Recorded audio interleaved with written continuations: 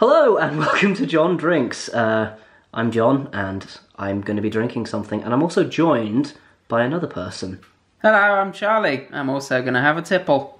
Excellent. Charlie has done some drinking work with me in the past. We did a 6-part video series on booze, and it was an interesting time. It was a smashing time. We drank a lot. It was. We were barely sober. WKD Iron Brew was my favourite. That was an interesting time. Yeah, Pim's cider was definitely not my favourite. I'm considering re-uploading those at some point, so there might be a link if I do. Anyway, we're not doing that today. That was a fidget spinner. This is new to me. I've never used one before, and they're interesting. I'm just going to have that in the background spinning. So today we're looking at an Innis and Gunn. Specifically, we're looking at a festive Innis and Gunn called Frank and Sense. It's going to rotate slowly, so watch for that. You can probably guess what's in this already. So basically, the idea behind this is it's an IPA, and it's distilled apparently over gold, frankincense, and myrrh, which confuses me slightly. Charlie is now going to read the blurb of it, because I like having an assistant. This year, our very own three wise guys, Ken, Dougal, and Fergus, came together to brew a festive beer with a difference. Arms ladled with gold, frankincense, and myrrh, they began their experimenting, and with a little guidance from the big guy, Frank and Sense was born. A golden ale, packed full of lovely hop and malt character, the celestial brew has been elevated to a different plane by the addition of the 3 oldest ingredients in the book and a novel on the back of its bottle. Beautiful. If nothing else, it's got stars on the label, so I've got to admire that. It's quite. You say that. I find the label quite boring for a special edition beer. Yeah, I mean, it's going for what it's going for, and it knows people are going to buy it. It's got like some stars on it. It looks like wrapping paper, almost like really cheap wrapping paper. You know, that you get for like a 50p. Yeah, it kind of does. Maybe the intern designed this. Who knows? What are you expecting from this? Spicy flavours, frankincense. You know, like incense. It's going to smell like one of those shops that sells a bunch of incense. But yeah, golden ale, so should be nice. There's going to be people now being like, oh, this isn't how you pour a bottled ale. It is when you're doing it at this angle. Shit off. Right, so there we go. Let's have a sniff. Cheers. Smells like beer. That is extremely disappointing. There's a hint, maybe?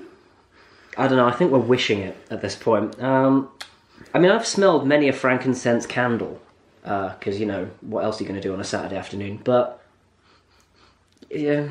No, in the smell, I wouldn't say you could. No. Yeah, it's one of those. No, if somebody handed me this, I'd just like, oh, it's like a pale ale. Great, cool.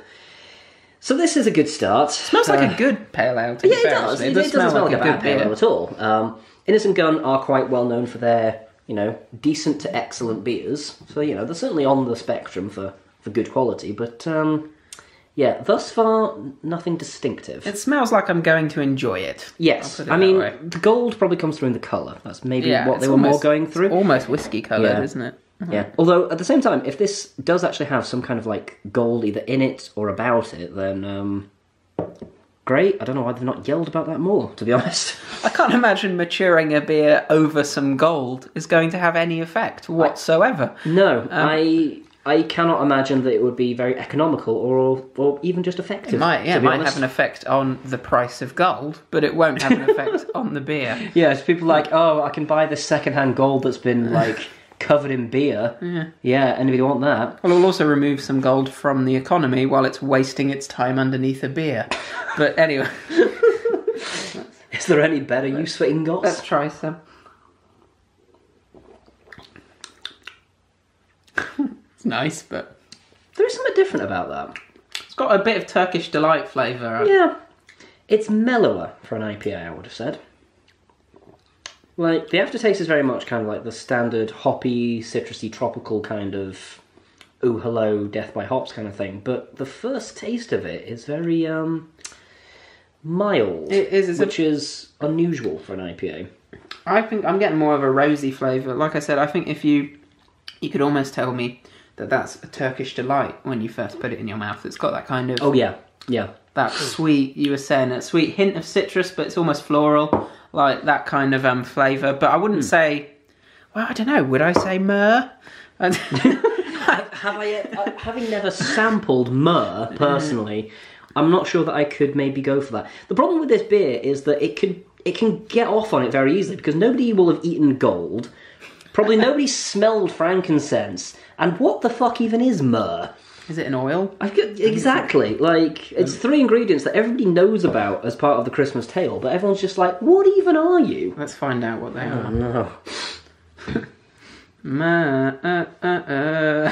Right. Well, we have a third person in the room, so I'm going to get a third opinion. Would you like to sample this beer, Victoria? Okay. And give us your customary review? So yeah, I think it does smell like beer. Excellent. Right to a rocking start. It doesn't really taste of anything, to be honest. I was just drinking a much stronger beer, so that might be why. It's like you were drinking a better beer. What was the brewery that you were drinking, Victoria? Brewdog. Oh, you ruined your palate on good beer. Up yours, Innis and Gunn. Well, yeah, as I thought, Myrrh is it's a resin, and it's used, so it's not an oil. Right. It's used as like an incense or a perfume. Right. So it'll be a kind of spicy flavour. And I believe frankincense is just incense, but I might be wrong. Yeah, because if somebody said to me, "Oh, this is a resin-flavoured beer," I'd be like, "No, thank you, Lord." They're both resins. They're both resins. Okay, cool. It's resin beer. Right, so we have 2 resins and a non-corrodable elemental metal. Pretty much. Magnificent. Cool. How many wise men would you give this? How many wise men would I give? I would give this... it's a nice beer. I give it 3.5 to 4 wise men.